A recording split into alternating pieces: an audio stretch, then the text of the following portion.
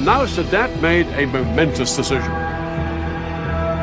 Down on the Suez Canal, Sadat ordered his men to thrust way beyond the strong defense line they had established on the east bank of the canal. Their objective? Strategic passes through these mountains. But to get there, they'd have to leave the safety of their SAM missile umbrella way behind them. It was a high-risk strategy, and Shazli was appalled by the decision. But Sadat was immovable. What followed would be one of the biggest tank battles in history.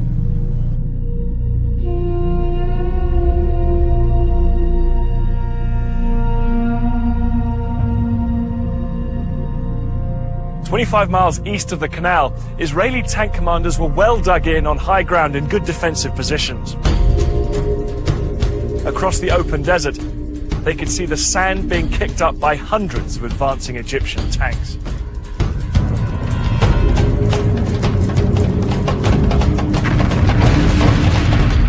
The Egyptians were totally exposed to withering Israeli fire.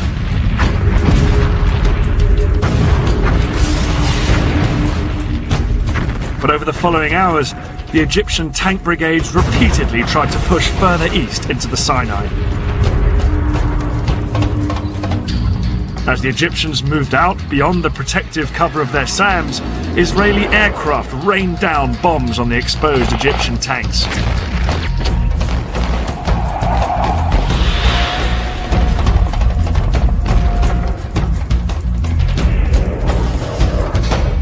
The Israelis' skillful use of their tank guns meant that they pulverized the Egyptians exposed down on the open ground.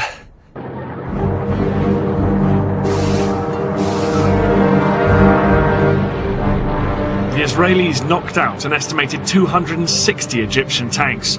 They lost only 20 of their own. Yeah, we fought hard. It was a successful tackle.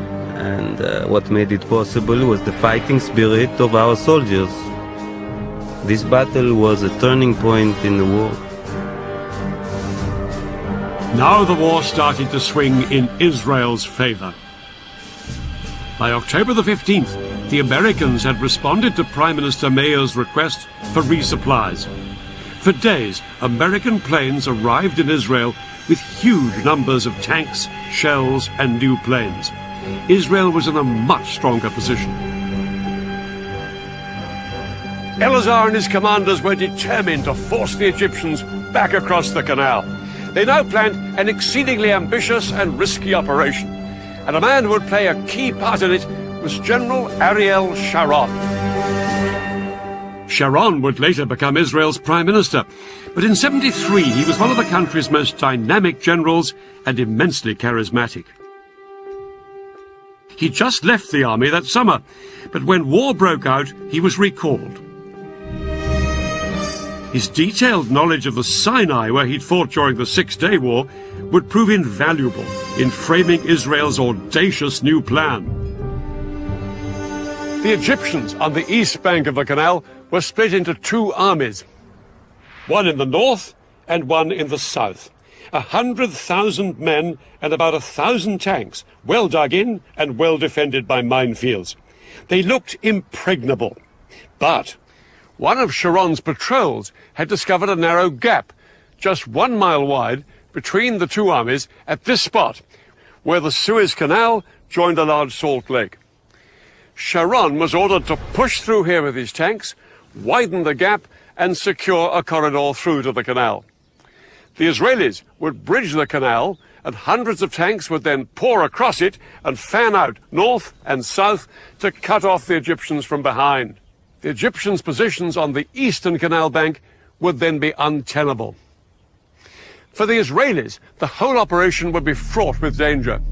The biggest threat was an Egyptian stronghold here, called Chinese Farm.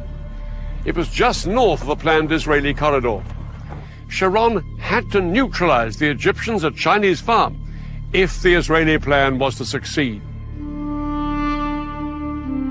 But what the Israelis didn't know was just how big the Egyptian presence was at Chinese Farm. Large numbers of Egyptian tanks and infantry were gathered there. Unaware of how outnumbered they were, at dusk on October the 15th, the Israeli assault force moved in. Sharon's tank crews approached Chinese farm to make their surprise attack. They moved in from 3 different directions, but the Egyptian position was a lot stronger than the Israelis had expected. A ferocious night battle erupted between the Israelis and the Egyptians. Both sides now faced the same problem. The fighting was at such close quarters that it was difficult to tell who was friend and who was foe. At one point, when my tank had stopped, an Egyptian soldier climbed onto it and asked me in Arabic for a cigarette. He thought we were Egyptians. I bent down and pulled the pin on a grenade and tossed it at him. All night, the Egyptians put up a stiff defense. They disabled Israeli tanks and killed and wounded enemy soldiers. The Israelis realized they faced a tough fight to secure the vital road to the canal. The Egyptians were spread out like a horseshoe. They could shoot at us from 3 sides. It was a carpet of fire, the bullets were everywhere. I thought from here, we are not going to get out alive. This is our death place. Sharon decided to cross the canal before waiting for the Battle of Chinese Farm to be won. At midnight, he sent 750 paratroopers to sneak across and establish the vital toehold on the West Bank. His men had been totally unopposed. But to turn this into a major breakthrough, the Israelis would need to get thousands more men and tanks across the canal. In fact, the Israelis had built a mobile bridge a year before the war for just this purpose. The bridge was 180 meters long, weighed 400 tons, and took 3 days to put together. Once assembled, it was towed on metal rollers through the desert by 12 tanks along the only road down to the canal. But there was a problem. Because of the fighting still raging at Chinese Farm, the road to the canal was blocked by a huge traffic jam. By daybreak, the bridge had only travelled 2 miles. There were another 13 to go. Sharon needed to get tanks across the canal to reinforce his troops who'd crossed earlier. Without the bridge in place, he had to float 50 tanks across on inflatable rafts. The sudden appearance of Israeli tanks on the west bank of the canal was a huge surprise for the Egyptians. Soldiers manning the SAM batteries reported that groups of several tanks would show up in the distance, open fire at them, and then disappear.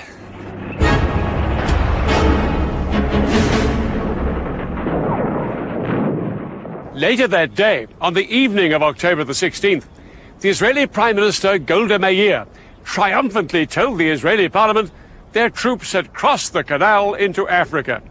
In reality, it would be another 2 days before the Israelis secured the corridor to the canal. It wasn't until October the 19th that the bridge was finally in place.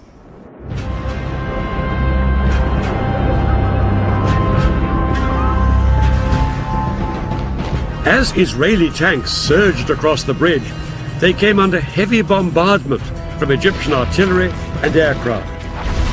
But the tanks pushed on to their first objectives on the West Bank, Egypt's SAM missile sites. Once these missiles were destroyed, Israeli warplanes swept into the attack, in support of the tanks fanning out north and south on the west bank of the canal. Egypt's Third Army, here on the east bank, was soon in danger of being surrounded. Shazli urged that some units should be pulled back here to the west bank to fight the Israelis. President Sadat replied abruptly, "No retreat."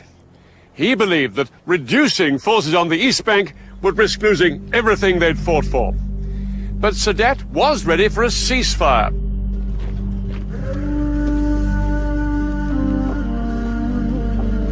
It was announced on the 22nd of October. The Israelis agreed to the ceasefire as well, but in reality ignored it and pushed on south to secure more land west of the canal.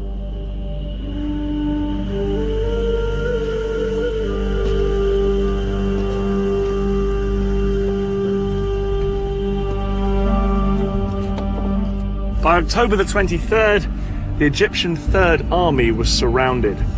The supply lines of its 45,000 men were cut. With only 4 days of food and water left, it wouldn't be long before they were starved into submission.